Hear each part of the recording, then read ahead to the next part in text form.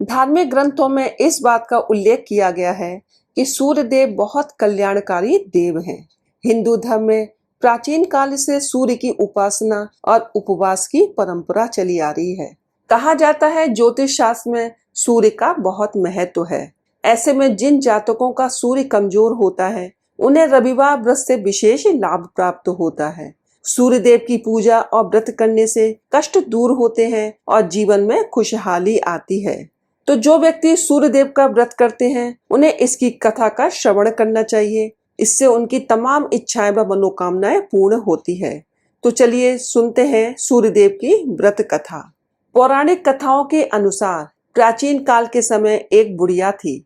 वह नियमित रूप से रविवार के व्रत किया करती थी।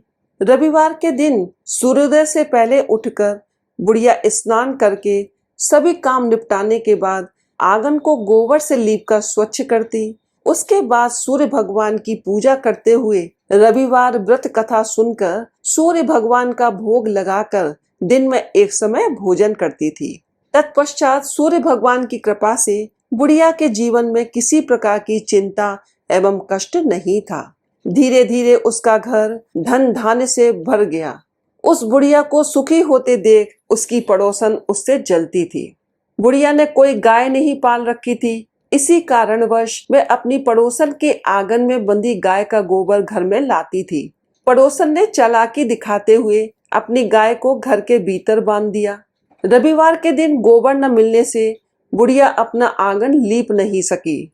आंगन में लिपाई न होने के कारण उस बुढ़िया ने सूर्य भगवान को भोग नहीं लगाया और उस दिन खुद भी भोजन ग्रहण नहीं किया। सूर्यास्त होने पर बुढ़िया भूखी प्यासी ही सो गई। जब अगले दिन सूर्योदय से पहले बुढ़िया की आंख खुली तो वह अपने आंगन में सुंदर गाय व एक बछड़े को देखती है। उसे देख वो बुढ़िया हैरान हो गई। गाय को आंगन में बांधकर उसने जल्दी से उसे चारा लाकर खिला दिया। पड़ोसन ने उस बुढ़िया के आंगन में बंधी सुंदर गाय और बछड़े को देखा तो वह उससे और अधिक जलने लगी। तभी गाय ने सोने का गोबर किया। गोबर को देखते ही पड़ोसन हैरान रह गई। बुढ़िया को वहां न पाकर पड़ोसन तुरंत ही उस गोबर को अपने घर ले आई और अपनी गाय का गोबर बुढ़िया के घर रख आई। सोने के गोबर से पड़ोसन कुछ ही दिनों में धनवान हो गई। गाय प्रतिदिन सूर्योदय से पूर्व सोने का गोबर किया करती थी और बुढ़िया के उठने के पहले पड़ोसन उस गोबर को उठाकर ले जाती थी। ऐसा ही काफी समय बीत गया। बुढ़िया को सोने के गोबर के बारे में कुछ पता ही नहीं चला। बुढ़िया हर रविवार की तरह सूर्य देव का व्रत करती तथा कथा सुनती थी। सूर्य भगवान को जब पड़ोसन की चालाकी का पता चला तो उन्होंने तेज आंधी चलाई। आंधी का प्रकोप देखकर बुढ़िया ने गाय को घर के भीतर बांध दिया।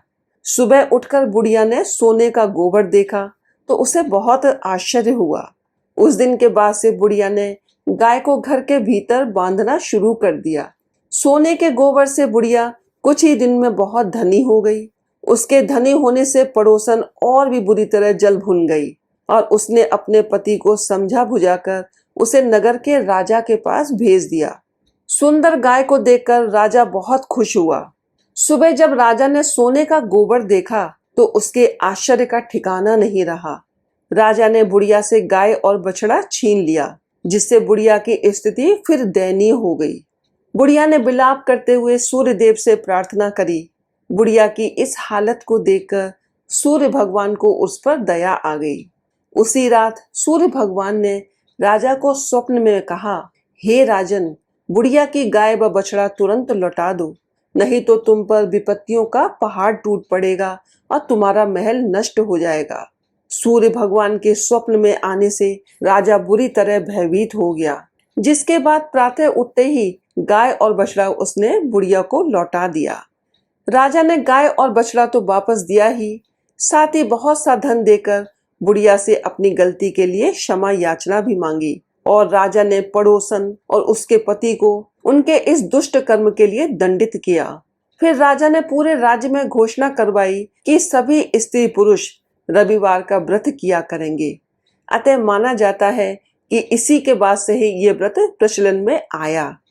चलिए अब सुनते हैं सूरज रोट के व्रत वाली कथा।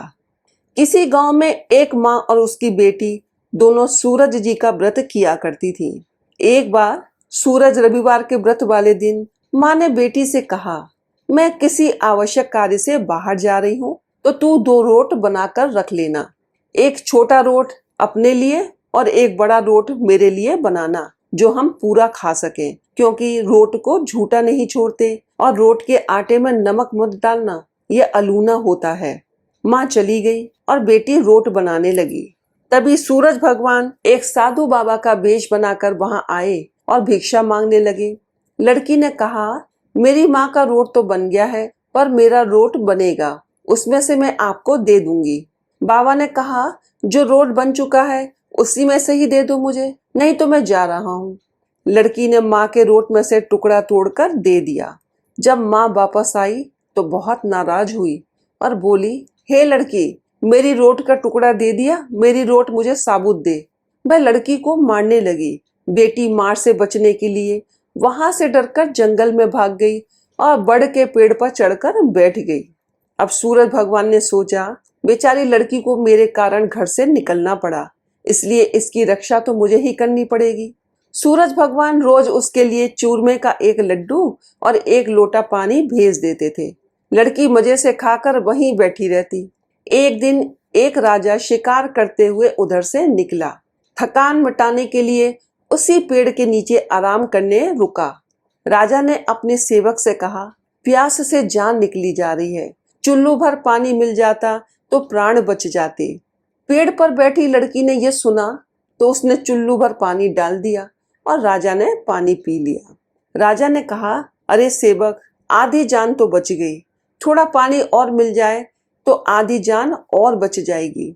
यह सुनकर लड़की ने फिर एक चुल्लू पानी डाल दिया। राजा ने वो भी पानी पी लिया। राजा को बड़ा आश्चर्य हुआ। उसने सेवक से कहा, ऊपर अवश्य कोई है, तू ऊपर चढ़ और देख कौन है। सेवक ऊपर चढ़ा तो उसे लड़की मिली। लड़की ने सेवक से कहा, भैया, तुम ये स्वादिष्ट लड्डू खा लो और पानी पी लो, पर राजा को मेरे बारे में मत बताना। कह देना कि ऊपर कोई नहीं है, पता नहीं राजा मेरे साथ कैसा व्यवहार करेंगे। सेवक भूख प्यास से परेशान था। उसने लड्डू खाया, पानी पिया और नीचे जाकर राजा से कह दिया कि ऊपर तो कोई नहीं है। राजा ने सेवक से कहा, जब तू ऊपर गया तब तो बड़ा थका हुआ था और आया तो तरोताजा दिख रहा है, क्योंकि नहाया हुआ और खाया हुआ मनुष्य छिपता नहीं है। मुझे संशय हो रहा है, मैं खुद ऊपर जाकर देखता हूँ। राजा पेड़ पर चढ़ा, वहां सुंदर सी कन्या को पाया। राजा ने कहा, तुम डरो नहीं, तुम बहुत सुंदर हो, मेरे साथ चलो, मैं तुमसे विवाह करना चाहता हूँ।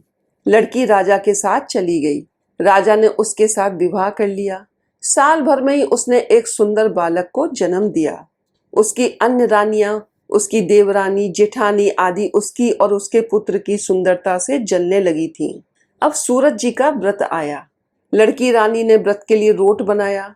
दूसरी रानियों ने राजा से कहा, तुम्हारी नई रानी को रोट बनाना तो आता ही नहीं है, उसका बनाया हुआ रोट खाओगे तो आपका पेट दुखेगा, रानी खाएगी तो कुंवर का पेट दुखेगा।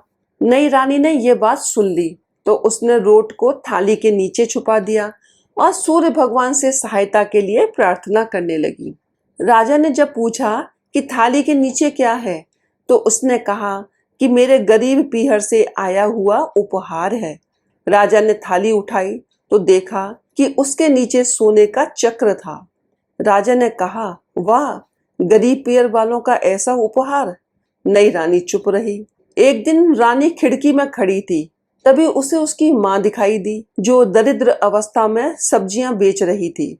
उसने सोचा, माँ को यहाँ बुला लें तो यहाँ आराम से रह लेंगी, इतने नौकरों चाकरों में वह भी कुछ काम कर लेंगी और किसी को पता भी नहीं चलेगा। उसने माँ को बुलवाया।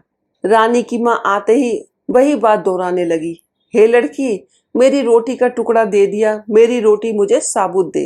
रानी ने सोचा, कहीं सबको पता न चल जाए कि मैंने अपनी माँ को इस तरह महल में बुलाया है तो मुसीबत हो सकती है। उसने माँ को चुपचाप एक कमरे में रहने को कहा और बाहर से ताला लगा दिया।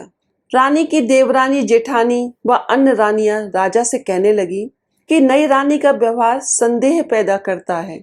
एक औरत महल में तो घुसी थी पर वह वापस नहीं निकली। छोटी रानी ने यह सुन लिया। वह सूर्य भगवान से इस विपत्ति से बचाने की प्रार्थना करने लगी।